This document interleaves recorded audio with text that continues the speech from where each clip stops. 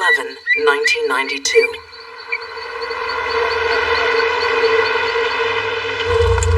Don Foley is about to make a terrible discovery along the roadside. A farmer and war veteran. He's used to seeing death and suffering. I've seen dead animals. I was in the service. I've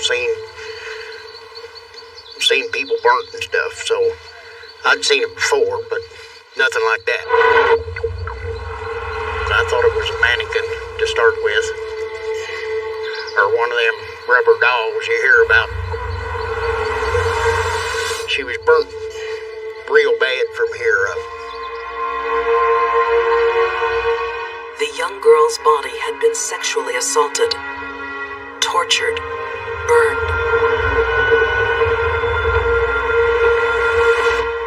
The victim, 12-year-old Shanda. Even those used to brutal slayings, like former FBI profiler Candace DeLong, were shocked by this crime. For all the years I've been involved in working with people that committed murder as a psychiatric nurse to my work as an FBI agent, this is one of the most disturbing cases I've ever studied. For Candace DeLong, it's a tragic case of peer pressure gone terribly wrong, turning teenagers into terrifying killers. Shanda Shar's murderer is not one, but 4 school-age girls on the ultimate thrill kill. Everybody was shocked when we learned the age of the girls involved. I think I know that's what surprised me more than anything else. Indiana State Police Detective Steve Henry headed up the investigation. For some reason, the chemistry was right that night between these 4 girls for this to occur. Alone, young girls rarely commit homicides. But group pressures can override an individual's instinct for caution. We see people in groups doing things that they would never do individually.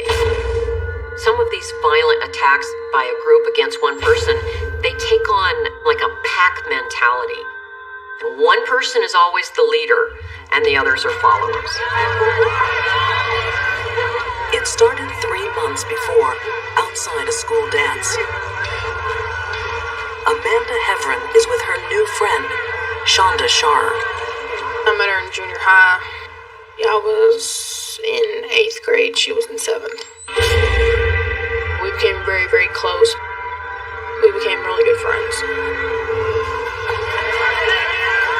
But Amanda's ex-girlfriend is brooding. 16-year-old Melinda Lovelace. Jealousy is probably the most common motivator of murder. Period. They tried to beat Shanda up at a dance. I got between them and told Shanda to run. The relationships that they get in at that age may seem trivial, but that's their life's breath. That's their world. If somebody interferes with those relationships, things can get pretty rough. Melinda begins writing letters to Amanda. Frightening letters wishing Shanda dead. Well, obviously I didn't think she was capable of murder. I thought maybe she'd just, try to scare her, beat her up or something. That's the Melinda that I knew. I didn't know her as being a violent person.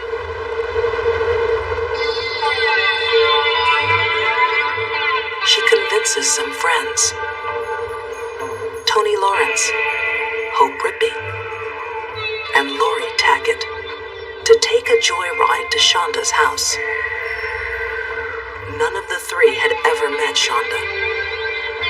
It's easier to do something when you've got a group of people. You can share the responsibility, share the guilt, share the blame. Melinda has assembled her pack. The only question now, how far will they go? is no doubt in my mind that Melinda intended to cause the death of Shanda.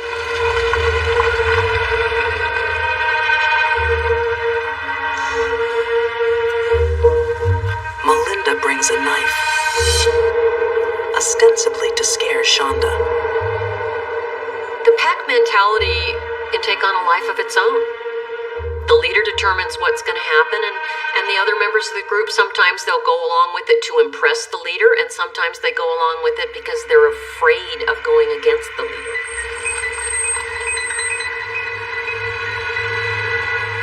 The plan was to lure Shanda into the car, that her good friend Amanda was waiting for her. There were not mean-looking, dirty child molesters. There were 2 children that looked like her that were not threatening, and they said, just walk 25 feet and talk to her. And that's what she did.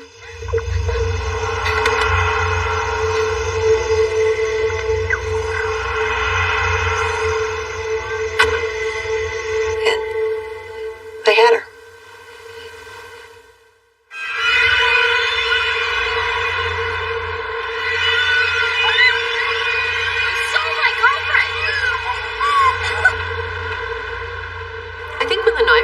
First put to her throat, some of the followers just thought this was kind of a game, that they really had no idea it was going to end where it did. It would be the last day Shanda's mom, Jackie, ever saw her daughter.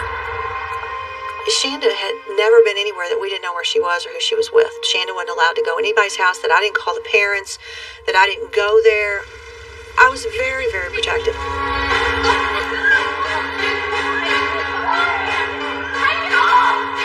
Shanda is driven to the countryside, then assaulted.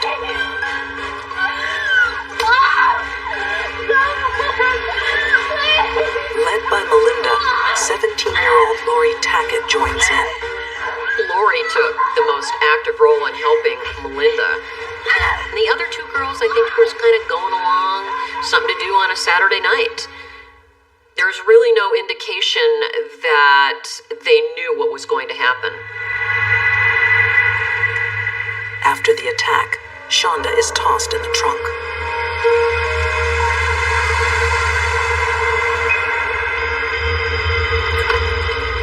Before dawn, things will only get worse.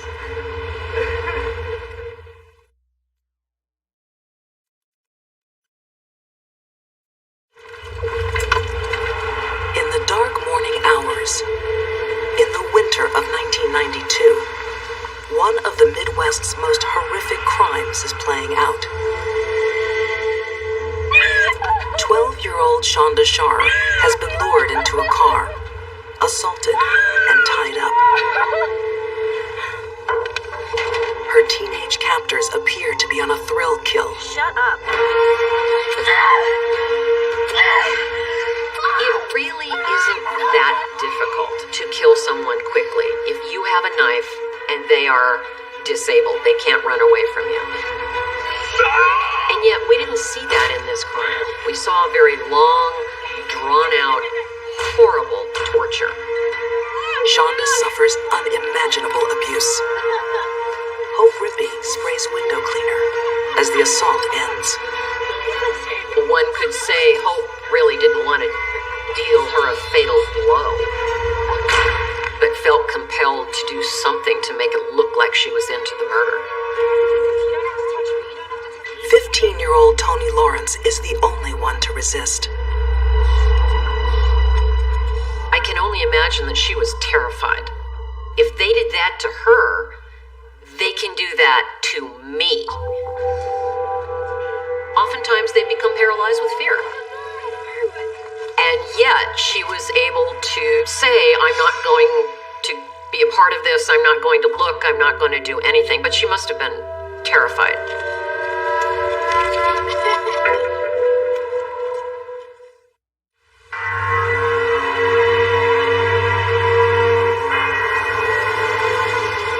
Shanda's ordeal has continued for 8 hours. At dawn, her tormentors finally put an end to it.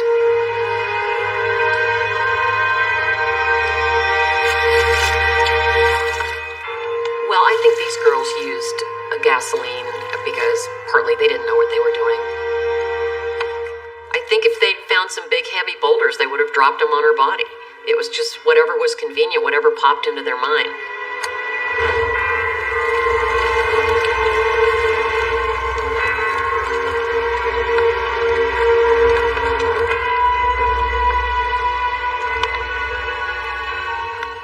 The way it was told to me, they drove away and turned around and came back past the body thinking that she would be burned completely up and there would be no trace of her, and she was still there, so Melinda set her on fire again.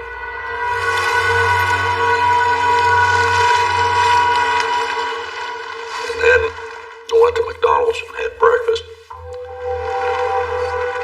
But Shanda wasn't dead.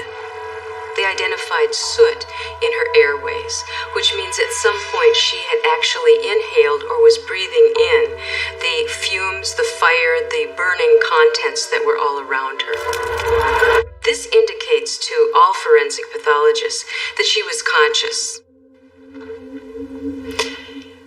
They didn't know how to tell me how she had died, and I saw it on television that she'd been burned alive. I didn't know that.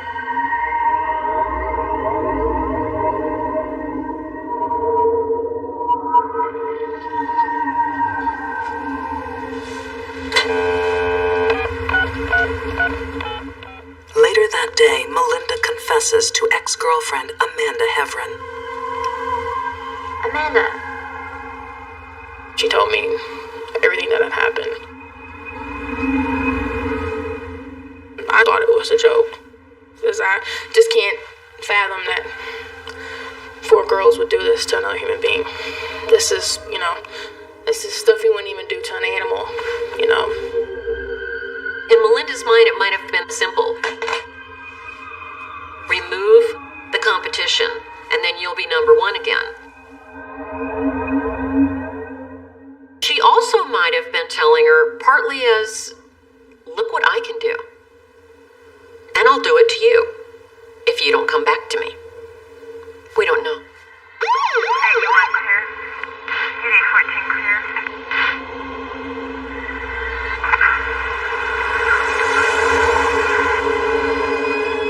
That evening, Tony Lawrence, the only one of the 4 who refused to participate, turns herself in and tells police everything. 8814 clear. Before the night is out, Shanda's killers are behind bars. Shanda's death shatters her family. She weighed 77 pounds. In 91. That was the year before she died. There would be another victim, Shanda's father. Steve could not have been a prouder father. Shanda was his life. From the day that she died, he did everything he could to kill himself besides putting a gun to his head. And finally, he drank himself to death, and he died at 53. What could motivate such a crime? Jealousy? Pack behavior? Or something else, made possible by other people not even on trial?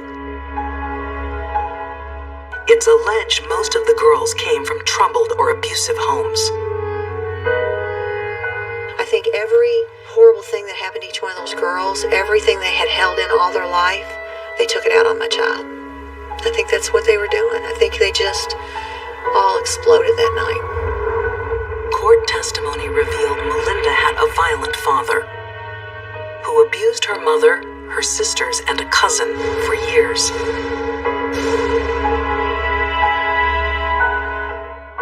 I think the outrageous home life that Melinda was subjected to at the hands of her father and the mother who didn't protect her from that played a tremendous role in why she eventually grew up to be a murderer. None of these girls were born murderers. They weren't born to murder children. They weren't born to be in prison. This is what we do as parents. We mold our children into what they are. All 4 were tried as adults and pled guilty. Tony Lawrence, the least involved, was sentenced to 20 years, but was released in 2000. Accomplice Hope Rippey was sentenced to 60 years, but released early in 2006. Still serving their 60-year sentences in Indiana State Women's Prison, Lori Tackett. And Melinda Loveless, the teenager whose violent past and catastrophic jealousy created a thrill killer.